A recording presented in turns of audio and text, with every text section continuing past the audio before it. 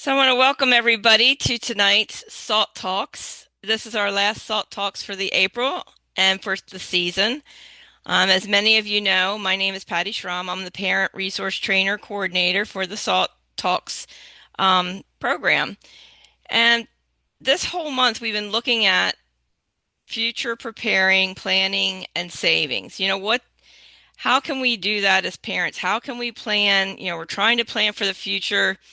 We're, trying to make sure our child is or young adult is set up for future, because we're not going to be around forever, but we need to make sure they're set up in some fashion. We've talked to the last couple of months, we've talked to attorneys, we've talked to about guardianship. Last week was special needs trust, and we've talked about Social Security.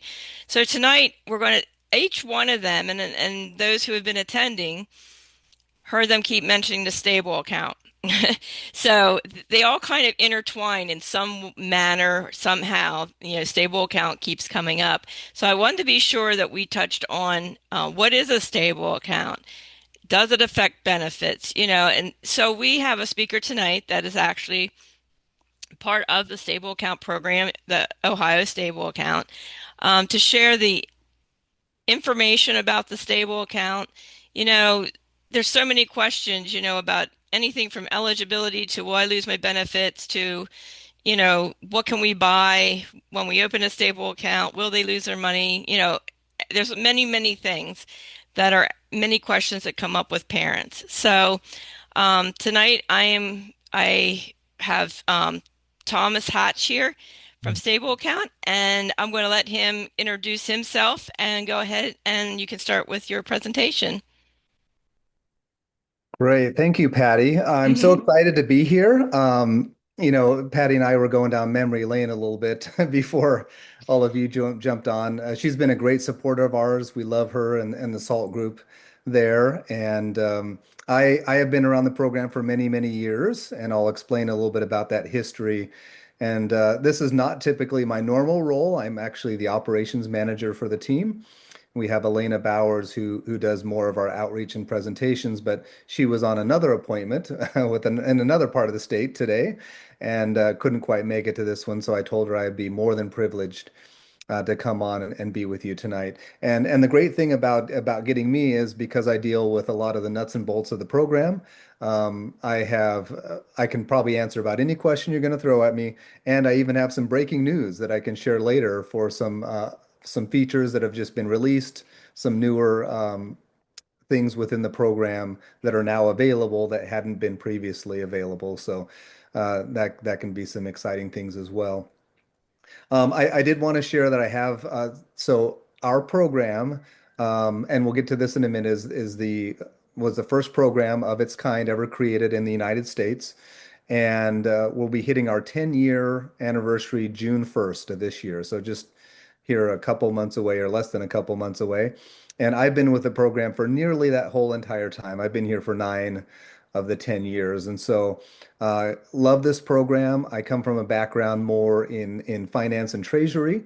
Spent a big chunk of my career before I came here at Ohio State University in their office of the treasurer, doing more traditional treasury things. But when I was looking and they had a need to come here, this program was so exciting to me and had such a great purpose behind it that I just couldn't not take the opportunity to leave there and come over to the Ohio Treasurer's office and be a part of this. So hopefully by the end, you'll be more informed about what these are. I did want to just mention on the forefront that like any other financial program, this is we like to talk about it being a tool in your toolbox, right? If this happens to be something that seems right for you, we'd encourage you to investigate it further. But it may not be for everybody, right? So we're just here to let you know what these accounts are, what they can do, what they can't do in some respects, and hopefully, if it seems right for you, we can take some action on that and consider using one. So, what is an ABLE account? So you might be thinking of like, why am I using the term able right now versus stable? And the actual federal legislation that created these types of accounts was the Achieving a Better Life Experience Act. It was passed in December of 2014. So we've already surpassed 10 years since that was created. And so for the Achieving a Better Life Experience, the acronym that they shortened it to was ABLE. Now, when ABLE was created, it allowed each state, similar to like a college savings program or a 529 program, to be able to create a program for their state if they wanted to. And each state can name their program whatever they want. So in ours, when the Treasurer's Office chose to be the um, representing group in the state to administer this program, they chose the word stable. And actually, the ST, for reference sake, stood for state treasurer. So it was like the state treasurer able program, stable account was the name that was adopted. So this is specifically the Ohio account. It's still an able account, but we just call it stable account as the naming of our program. So what are these accounts and why are they important and why may they be important to you? So there's really a couple key factors. And if there's anything I want you to remember from this whole entire presentation, it's like, what is the base purpose of these accounts? And that is simply a way to save or conserve money in a financial product without losing eligibility for benefits. And we'll explain even further what that all goes to. But that's what the law did is it says, here's an account you can put money into, and everything in that account cannot be considered an asset or a resource to you when looking for eligibility towards programs, most commonly Medicaid or SSI, but there could be some other SNAP and some other types of programs in there as well. So there are tax advantage savings accounts, and really there's two main purposes that we can look at here. One purpose may be simply to conserve funds, to make sure you're under those asset limits so that you can keep your benefits. But we hope that for some people, as Patty kind of alluded to, this could be a life planning tool, right? Where maybe you're saving for a larger goal down the road. That could be saving for a specific expense that normally you wouldn't otherwise be able to save for, maybe even as long term as retirement or something down the road. All of these things could be possibilities here, and so we think they certainly empower individuals to dream that way and to save and plan that way if that's what they would like to use them for. Um, Here is a quick overview of us. There's actually a picture there. This is our team picture. We have one other individual there. She's up in the northern part of the state. This is an event, and she happened to be with us. Kenyatta, to the very right of that picture, is our director, the director of our program, and I'm there with Elena.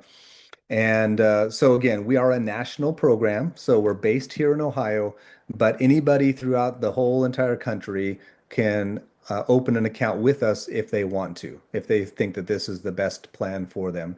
We do have account holders in all 50 states, plus the District of Columbia, and a few individuals who are serving in the military overseas, although because their residence is here in the United States, they can still have an account with us. It is administered out of the Treasurer's office here in Columbus, where I'm presenting from. I had mentioned we're almost 10 years old, so we were the first, and it's been almost 10 years. It's amazing to think it's gone by that quick, but it also shows you how relatively new these are. This has not been around for decades and decades. And again, we're the first and most used ABLE plan in America. We like to phrase it that way. We are the largest, most used, however you want to phrase it. And that I don't like to talk a lot about statistical information, but certainly when you look at it from the standpoint that more people are choosing to open our account with us, that lends some credence to it. Right now, we have over 56,000 accounts nationally. Just in the state of Ohio, we're closing in on 20,000. It's about 19,600 accounts just in the state of Ohio. So really proud of the progress that we've made and helping people. And that's what it's all about, right? It's about helping those individuals to save, to keep benefits, and hopefully dream about how they can use that money for things that they not only need, but maybe things that they want. All right. So some of the benefits of account ownership. Certainly, it can help families with financial planning and peace of mind. Sort of Patty was mentioning there as well. It sounds like you've had a series of those types of speakers over time, and I'm grateful that we could be included in that life planning um, part of these SALT talks. The ownership is by the individual. So one of the unique things about the structure is the individual with a disability is the account owner. Their name, their social security number will be tied to this account, even if they're not managing it themselves. We'll talk about that structure in a minute. And the one thing in particular that we love about these is it can eliminate what we consider a nasty word, which is spend down, right? We certainly don't want people spending money on things that they may or may not need at a given time, just simply to try to get their account balances down to stay qualified for benefits. Instead, if there is that need to keep those benefits below the $2,000 mark, they can move those to the account. They can save them there. They can invest them if they so choose, and use them later how and when they want to, and how and when they need to, rather than just simply, I got to get rid of this money somehow so I can stay eligible for my benefits.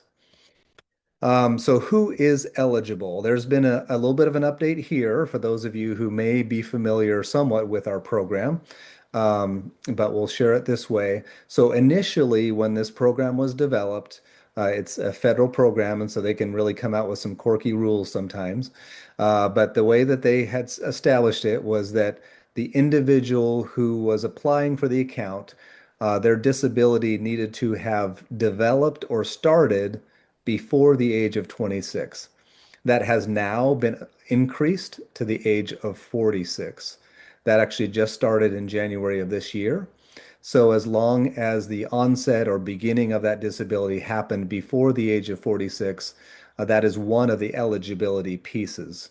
Um, One thing we like to specify is the individual can be older than that age, just as long as there's documentation or evidence that the disability began before that age.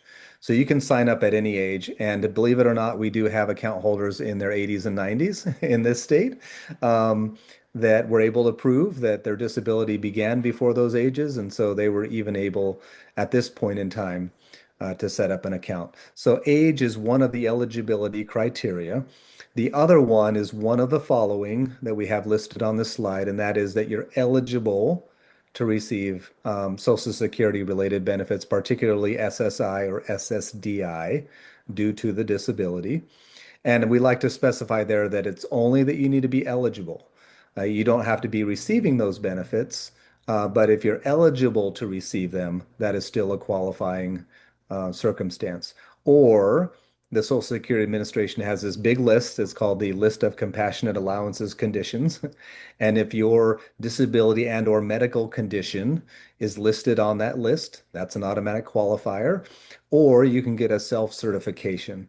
And what self-certification simply means is you go to a physician, family doctor or whatever, who's familiar with you or with the individual with the disability, and they're able to sign a certification saying, this is the disability or medical condition this person has.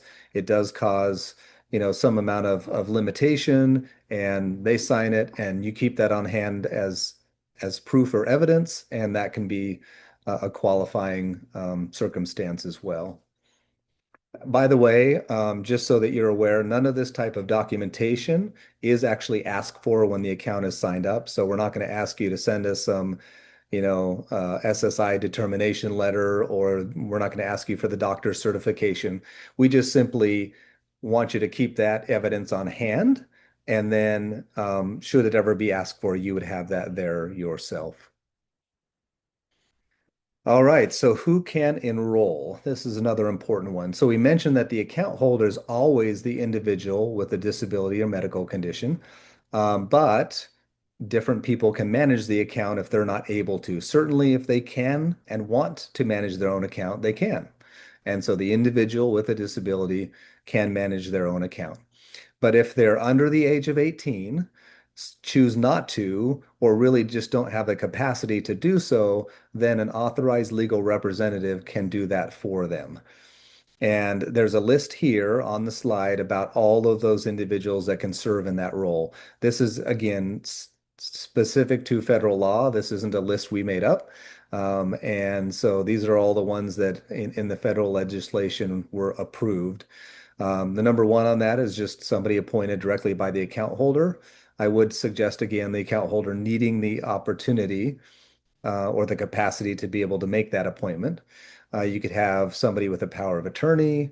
It could be a conservator or legal guardian, a spouse, a parent, a sibling, a grandparent, or a Social Security representative payee. So all of those can be qualifying individuals. And when they go through and sign up for the account, they would note themselves in that enrollment process as being the authorized legal representative. And they would also typically specify under which one of these categories they qualify, even though, again, we're not going to ask for any type of proof. We're not going to ask for a Social Security representative payee letter. We're not going to say, send us your, birth certificate to prove that you're, the parent or something. All of those things you'll be asked to keep on hand, but all of these are qualifying individuals who can enroll and manage the account. Um, and how do we enroll? So enrollment can be done in two ways. We primarily would recommend doing it online on a computer, a tablet, a phone. Certainly some types of electronic means are a little bit easier than others. I think maybe a computer or laptop would be a little bit easier than a phone. But we do have that on our website at stableaccount.com. You can go there and right in the upper right-hand corner, there's an open an account, which you can go to and start the process. It's quick and easy. Certainly, there can be some circumstances at time where it can take a little bit longer if you don't have all the proper documentation in front of you. The documentation that's required is pretty typical, right? You're going to need names, birthdays, social security numbers, addresses of the individual who's the account's being applied for. If you're applying as an authorized legal representative, you're going to need some of that information about yourself also. There is a minimum $25 opening deposit. We like to mention that this is not a fee or anything of that nature. We just need to create a balance in the account, and $25 is the amount that needs to go in. We do have paper application process. You can find those forms on our website in a resource section. Although again, I would encourage people, since this is primarily managed online, to try to enroll online. But if there's some hiccup with that or some other reason why it might be necessary, we do have a paper application process.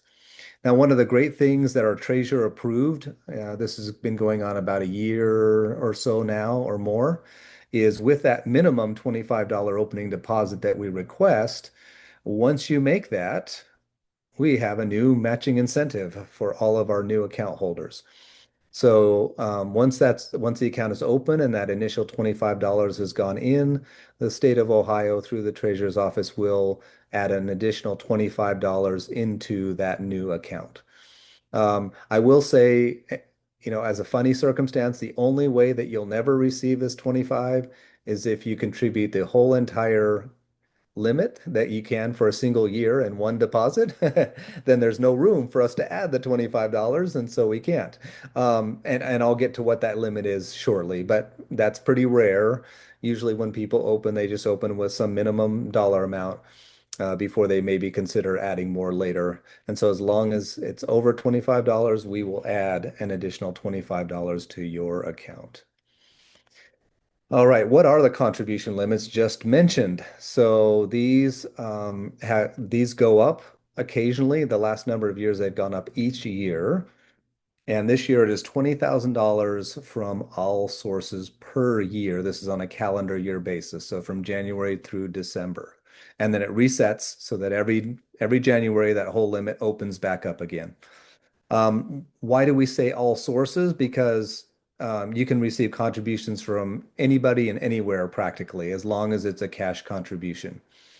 There is also a piece of the legislation that's very unique for individuals who are working. Now, this is the account holder who has the disability or medical condition, and if they are employed and would like to save some of those employment earnings into their account, then they can go beyond the $20,000 limit for an additional $15,650 this year. That number also changes every year. So hypothetically, if you were able to max out both of these limits, somebody could get all the way up to $35,650 in a single year. I will say for the work part of that, we call it able to work.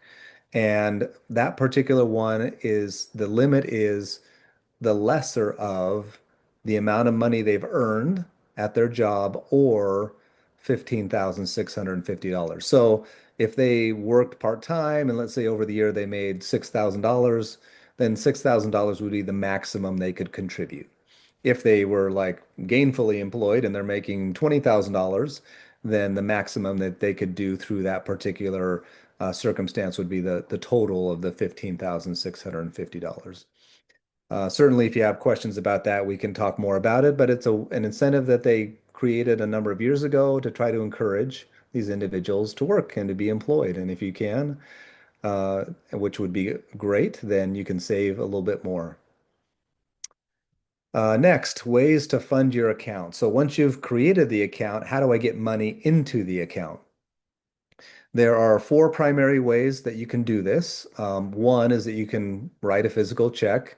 I know for some people that may sound antiquated, but people still use physical checks.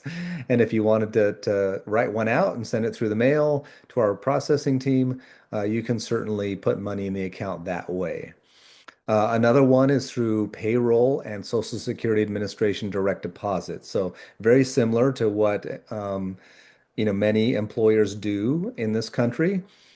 We can get you the instructions that you would need to give to them to be able to take a portion of the payroll, however much you would like to designate, and have it directly deposited into the account. Now, that could be the individual with a disability or medical condition who's working, having their paycheck put there, or it could be a parent or guardian or somebody like that.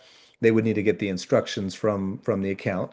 But if they took that to their employer and got it set up, you could have money moved directly from the employer into these accounts. The Social Security Administration direct deposit is mostly for SSA direct benefits like SSI or SSDI. But if you're receiving those and would like to put the whole amount of those into the account, you can set that up to do so. Be aware that with the Social Security Administration, the last I knew, and my understanding is, they only allow direct deposit to a single location. Unfortunately, they won't let you split it between two. So you couldn't say send half of it to my bank account and the other half to the stable account. I think it's all or nothing. So you'd either have to send the whole amount to yourself and then maybe some other way get part of that back to the stable account or have the Social Security Administration send the whole entire amount. We do have a gifting feature on our platform. Once you log in, it is automatically created for every new account holder once they first sign up for an account. And what that does is it creates a unique link that can be shared on email or social media or other places. And when an individual clicks on that link, they're taken to um, a dashboard, which gives them the opportunity to make a gift to that individual directly into their account. That gift is only made through general banking instructions, or gifts can't be made through credit cards or anything like that. So the individual making the gift would have to put in their banking instructions. They could also set up on that platform recurring gifts. So if they wanted to say, hey, once every year on this month, on this day for a birthday or something, send them X amount of dollars, they could set that up as a possibility there. The final one is an EFT with just electronic funds transfer, and that's basically a fancy technical word to say moving money between a bank account to the stable account. So if you have a checking or savings account at any normal general banking institution, Chase or Huntington or Fifth Third or whoever, you can set it up to move money between that account and the stable account. and move those monies back and forth. That's what electronic funds transfer means. And that would be another way to fund the account, or as we'll talk about shortly, to get money out to spend. Um, One of the things that we wanted to also say in connection with that is this piece about how family members and others can contribute. So certainly the individual with the account can put things in there. We mentioned gifts and just a minute ago, and certainly parents and grandparents and siblings and guardians and all kinds of other people can use that gifting feature. We also have a unique circumstance with this program where a college savings account or a 529 college savings plan can be rolled over from the plan into an ABLE account. Now, it is still subject to, actually, I just noticed um, a piece of information that's incorrect on this slide. Sorry about that, but it says up to 19,000. It's up to 20,000. So this is the dollar amount or the it's up to the annual contribution each year. So if somebody had set up a grandparent or you as a parent or somebody else had set up a college savings plan, and maybe at some point along the lines you think, I'm not sure if this child is actually going to go to college or use those funds in college, but they qualify for a stable account. You can move the money then from that college savings account into the ABLE account or stable account, and then they can use it for a lot broader areas of need or care or whatever, and including education, right? So you can still take money out of a stable account for educational purposes. It just brings it into a circumstance in which you have a lot broader options than just the college savings account. So up to the annual contribution maximum is what can be moved each year. And then we also have trusts. So we'll talk a little bit later in the presentation about what are some of the differences and similarities between a stable account and like a special needs trust or a pooled trust. But each of those types of circumstances, if the individual has one, they can certainly take money from the special needs trust or the pooled trust and move it into their stable account. One of the things we find very common or popular with that subject topic is many times those trusts can be more flexible in what kind of assets they can hold or amounts of money that they can hold, but sometimes they can be less than easy when it comes to spending money out of the trust because you have to go get permission from a trustee and there's just a lot of nuances there. So we've seen people that have these trusts.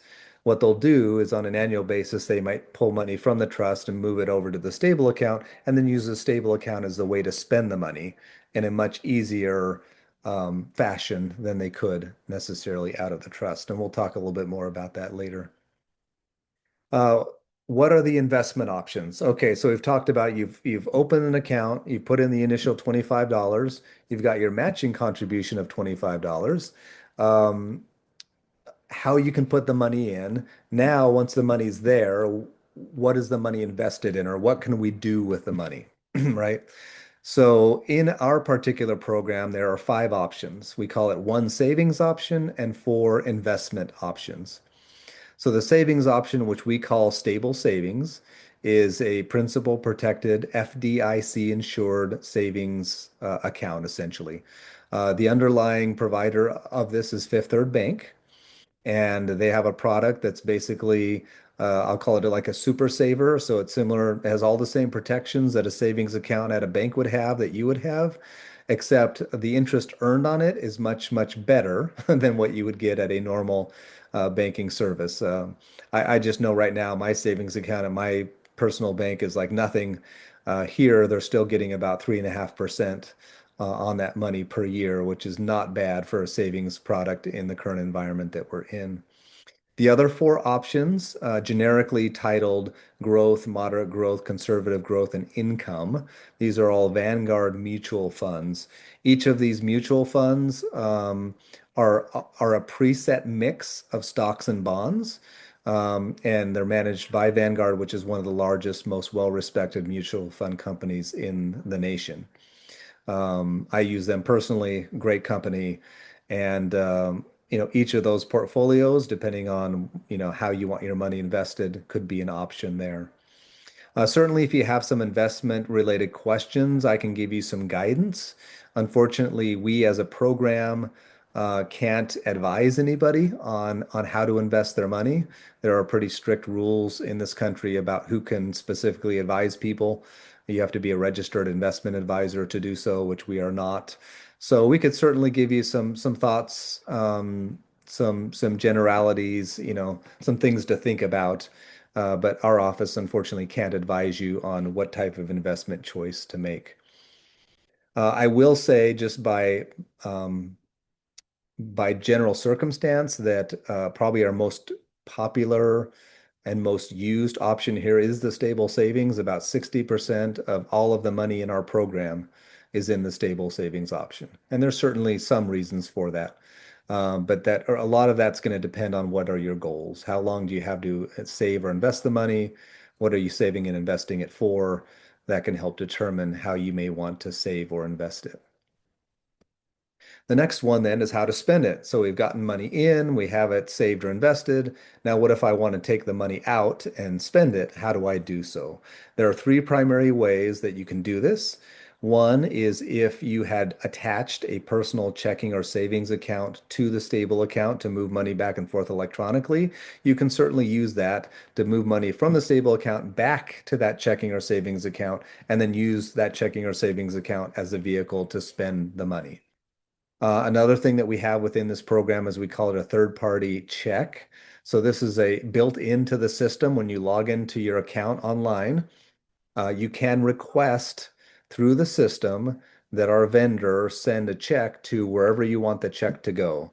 It can be to yourself, it can be to pay a bill, like maybe a mortgage company or a landlord for rent or other types of bills. It will be a physical check that they'll type out, put in an envelope, and send. Um, and that's all at no cost to those who use that to be able to send those checks where they need them to go. And the third option is the stable Visa card. We'll talk more about that in the next slide, a little bit about what this is and why we think it's such a great product. But those are the three ways to spend.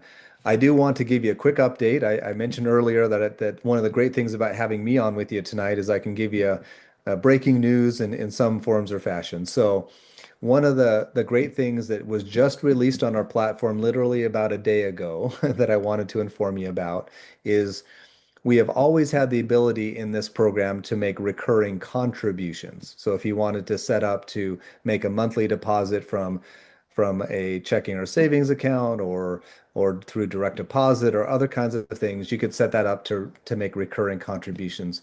But we've never had the ability to set up recurring withdrawals for particular purposes.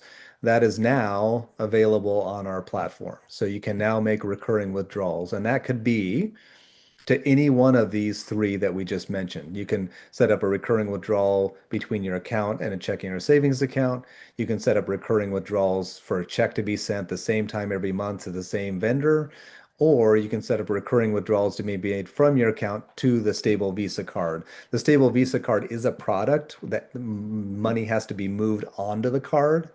So it's not like a credit card or a debit card that pulls from the account. Money has to be transferred to the card to be spent, but now you can do that on a recurring basis if you want. So let's say, as an example, you want a child to learn money management skills and you want to give them a certain allowance on their card every month. You could go in and establish that and say, every month I want X amount of dollars transferred from the account to the card, and then that's sort of their allowance for the month on the card that they can use to spend from, and maybe start learning some money management skills or something like that. With the card too, which I'll get to in a minute, there's so many great features with this card. Certainly, I'm not saying that it's for everybody. Roughly about 20% of everybody that has an account in the state of Ohio has a card, so not everybody uses it. But here's a couple great things for you to consider. Number one, the card is at no cost to you.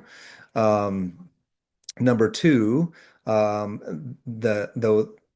the card itself has some really great tracking features. So if you want to track how the money's being spent, where it's being spent, even being able to restrict where it's being spent, all of those things can be done through the card. It is a separate vendor, so this has to be applied for separately than the account. So TrueLink, who's one of the national leaders in this space of offering these cards, is our vendor. and you'd have to go to their site and apply for a card once the account is open. The account needs to be open first. They need to verify that, and then you can apply for a card. If you are a parent with a child, you can actually apply for two cards. The parent can have one for the benefit of the child, and the child themselves could have one if that's a setup or a situation that you want. Each of those are looked at as separate, unique cards and can be loaded with separate and unique balances. But certainly that could be possible so that the parent could still spend off of the card they have in behalf of the child, or the child could then have or young adult or whoever could have a card on their own that they could go out and spend and use as they want to. So again, it is loadable. It does have a variety of protections on it, like there's no overdrafting, no cash access. There's You can limit the types of merchants and expenses that are done. It's once you look at the dashboard online, it's actually a pretty crazy dashboard to look at. I could actually get in and give in a future Salt Talk, we could get in and I could show you an example of it all. But if you don't want them spending at certain stores or in certain categories, you can actually turn those off and the card won't be usable there. You can get alerts and notifications, either text messages or emails about how the card's being used, what's being spent, what store it's being spent at. Certainly, again, you can track your expenses. Not only similar to normal cards, will the expense show up pretty immediately after it's purchased, but you can attach receipts. Like if you have a picture of the receipt, you can attach that. You can mark it as online as a qualified disability expense so that when you print off a report, all of those things are on the report with the card. So they do have a mobile app for the card and the account. Both the account and the card have mobile apps. If that's a way also that you'd want to get in and use each of those unique products. So really, really great feature. It's interesting that the card art that we have here is actually old. The newer style cards, if you've seen newer credit cards and things, most of the information now is on the back of the card, not on the front, where it has the name and the account numbers and so forth. But it is chip enabled. Um, so I do believe like, touchless pay and all of that kind of stuff will work with it just like any other card. Just have to remember that we have to load or put money onto the card, and the card is only valued at the amount of money that's there. All right, how can we spend your funds? This is probably the biggest question we get from most people. Not just can we spend our funds, but they like to get very specific. Like, can I spend it on this and can I spend it on that? So let me address this topic in whole, and then maybe if you have some additional questions, we can give some more thoughts there. Number one, in general, the stable account can be used on anything you want to spend money on. Now, certainly, we don't want to be spending money on things that are illegal or, that would be a misuse of funds potentially. But in general, you can use the money on about anything that you want to spend it on. But what we encourage people to do is spend it on what we call qualified expenses. And the reason is because if it's spent on qualified expenses, then there is no potential tax or other consequences for the use of the funds. The funds come out tax-free, meaning no reporting on income taxes or anything like that if they're used on qualified expenses. Now, before we get too deep into this, here's what I want you to think about when we talk about how broad the category of qualified expenses are. The definition that we have here in this slide is the one I always like to use with people, and there's two main things I want you to understand. Number one, the expense needs to relate or essentially be used for the benefit of the individual with a disability, right? So as long as it's always used for their benefit, it's going to be qualified. So they can't give it away to somebody else, other things like that. There could be some justification that if they bought something and then end up giving it away to somebody else, maybe that could still be okay. But here's the other part of the definition I want you to know, and that is that the expense needs to relate not only to their disability, but help them maintain or improve their health, independence, or quality of life. So if I'm thinking about how does this expense help to maintain or improve their health, independence, or quality of life, that can be a qualified expense. We have some categories listed on the screen. These actually come from a listing that both the Social Security, oops, Next one, both the Social Security Administration. Oh, I keep doing that. There we go. Oh, that both the Social Security Administration and the IRS has put out things like the basic living expenses, health and wellness, assistive technology, education, transportation, all of those. But I don't want you to think of it as being limited to those. This is really an unlimited type of circumstance. Use it for that individual's benefit, and just about anything can be qualified because just about anything I think can be justified to be maintaining or improving their health or independence or their quality of life. Let me address an interesting one. Probably the most common question we have is, can I go to Disney World? And that's the specific one, right? Now it could be phrased, can I go on a vacation? But we hear a lot from people like, can I go to Disney World, right? Now, similar to the investing, we're not going to sit here and be the qualified expense police and say, yes, you can do this or no, you can do that. But I will say this. When somebody goes on a vacation, what is the purpose for them going, right? They're going to enjoy life, to have fun, right?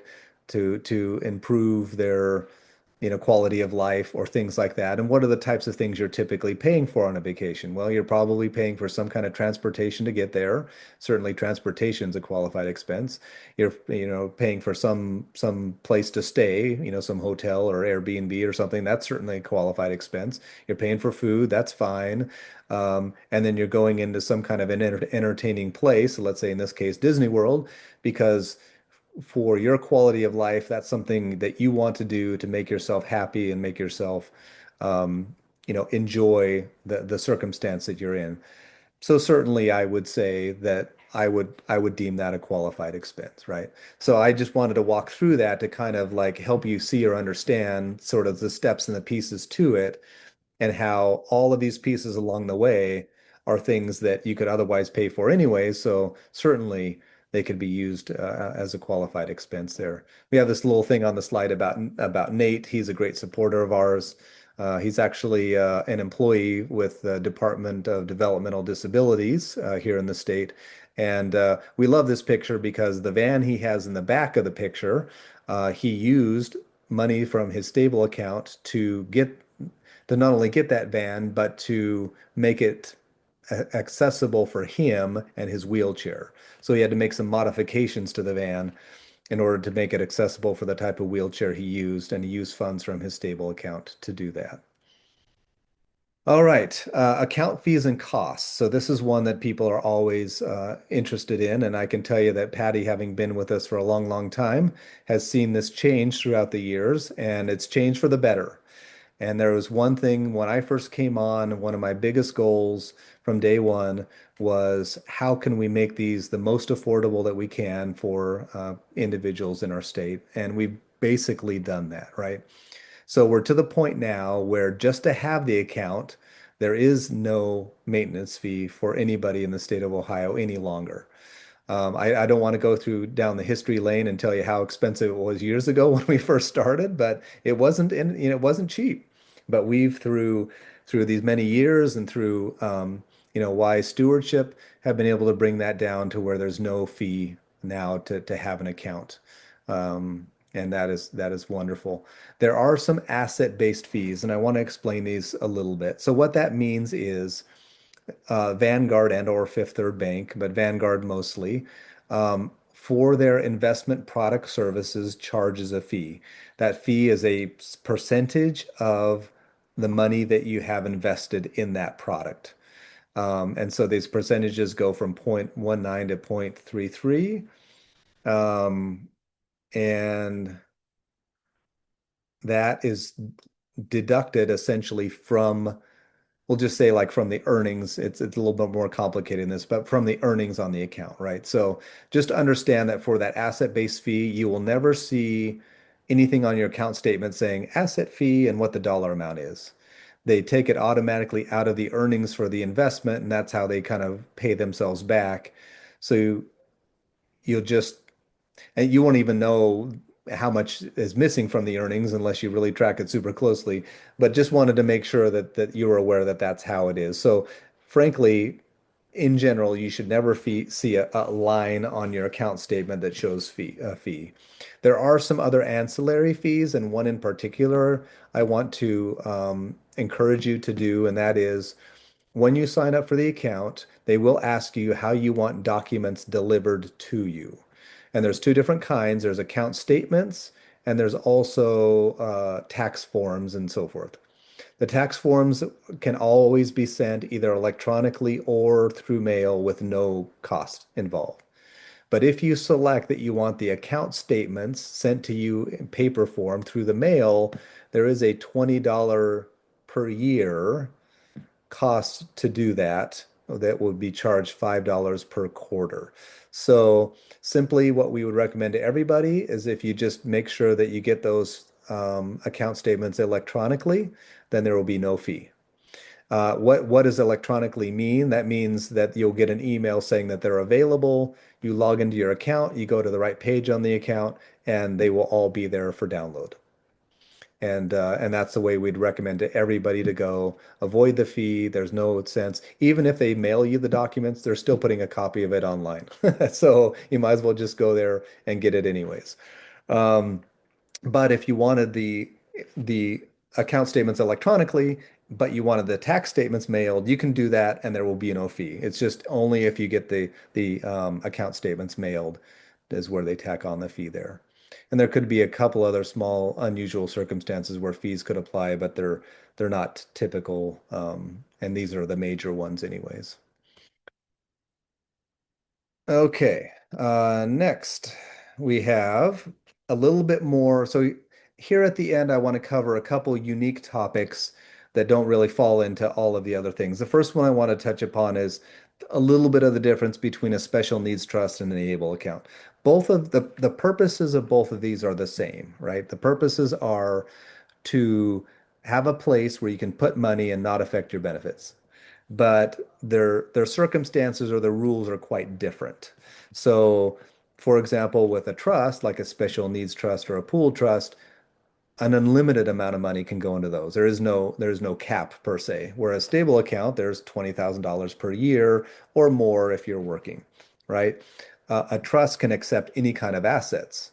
We only accept essentially cash assets, something that's contributed through a check or through electronic delivery. But if you actually had, physical stocks or a house or something, those can be put into a special needs trust, and that kind of arrangement can hold those. On the other side of those, special needs trusts are often quite a bit more difficult to spend out of, like I mentioned previously, um, where you have to talk to the trustee, you have to tell them what expense you're going to spend for, how much it costs, so forth, before they can approve it. Where in our account, you have access. You can use the card, you can have checks sent, you can move money back to your checking account anytime you want, spend it how you want, pretty quick and pretty easy. Um, and money can be moved from a special needs trust to a stable account. Certainly, it's possible to move money from a stable account to a special needs trust. I don't know why anyone would want to do that necessarily, but that could be a possibility. I did want to mention that also too that for contributions to a stable account, there is a state income tax deduction.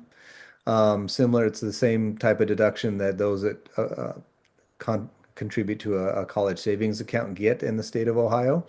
So if that's another consideration, you can't do that with a special needs trust. There is no tax deduction there, but there is for the stable account. So if we want to talk more about those differences, we certainly can. We like to think them as complementary tools. We don't feel like we're a competitor, that, hey, we're better than them, use us.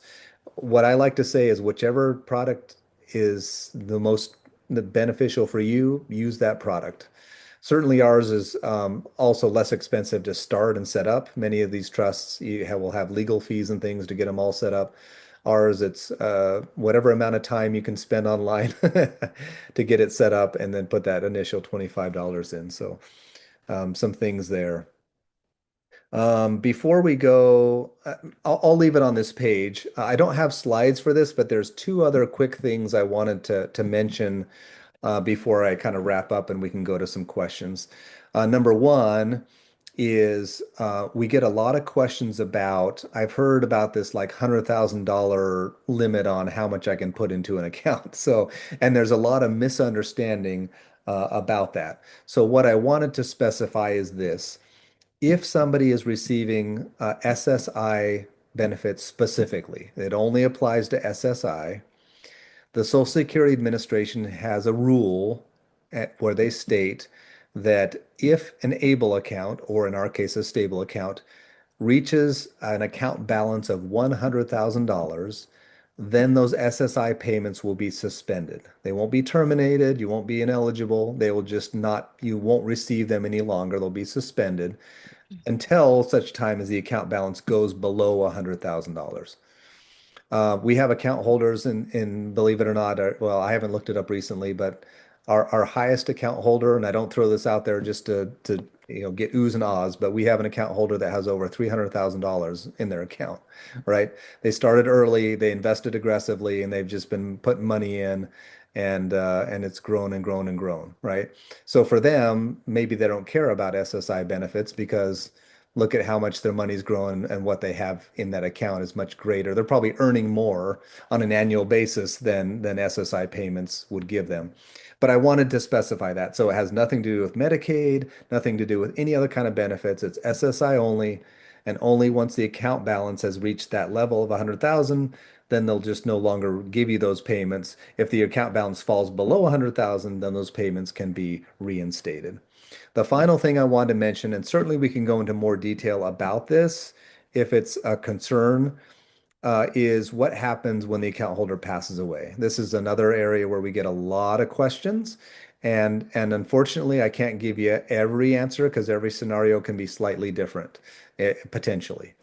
But here's the basis of what I wanted to share with you on that situation. So, as we always say, as the famous saying within this country, there's only two things that are certain, death and taxes, right? And so when an account holder passes away, there are a couple things that happen. Number one, if there are any outstanding expenses, and those can include, burial and funeral and other expenses like that, all of those expenses can be paid for from the account. So whoever's managing that account can still pay for all of those expenses, make sure all debts and liabilities and everything are covered and taken care of. Once that's all done, then what you would look to previously to now would be to Medicaid.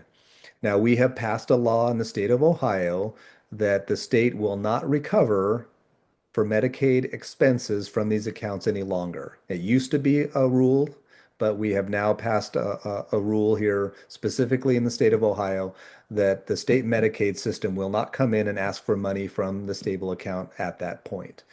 So what happens then? The money would then just go through a normal um, probate or type of process like anybody else's would through the state probate courts and those types of situations. There is a unique circumstance in which you can name a successor beneficiary, but it's very narrow. The successor would only need could only be a sibling to the person, and sibling, step sibling, half sibling, and also eligible for one of these types of accounts. I can tell you that this is an area of mine that I am working very hard to try to make better because I think there's still a lot of questions and a lot of situations that people come across, and it's very difficult to navigate sometimes. Not only could it be an emotional time for people, but then they don't make the rules here super, super easy. So hopefully I'll have some updates for you in the future about other things that we're working on, maybe like a transfer on death or a payable on death type of situation that we're trying to get established within the program so that we can move the money from that account to whoever's supposed to inherit it much faster, quicker, and easier. So we're working on that. But if you have a specific situation for yourself, certainly let us know. Our contact information is here. Again, stableaccount.com is a website. That email address comes to our whole team, stableaccount@tos.ohio.gov. So if you want to send questions there, I'll say now that we're going to be rolling into sort of the Q&A portion of this, and Patty can read some of those questions. I will say that if a question comes up that's really super specific to your personal situation, I might suggest maybe taking that off of this webinar separately, having a phone call with you or sharing emails with you or whatever, and maybe addressing your personal thing. But certainly if there's any that are general in nature, yeah, we'd love to answer those tonight and see how much we can get through and help you understand more about this program. So I appreciate your time. Hopefully this was informative, but we'll turn it back to Patty for any questions and answers. Thank you, Tom. I'm going to go ahead and stop the recording. There is a couple questions, but I'm sure there's probably some more sitting out there that are waiting to be asked. So let me go ahead and stop the recording for now. But I want to thank you again for presenting on stable account. We've been hearing a lot about stable account throughout the year, and this is kind of a great way for us to end our season in the sense of tying all the information we've gathered over the year and then finding and learning about the stable account. So thank you again. And let me go ahead and shut this recording off. 1 second.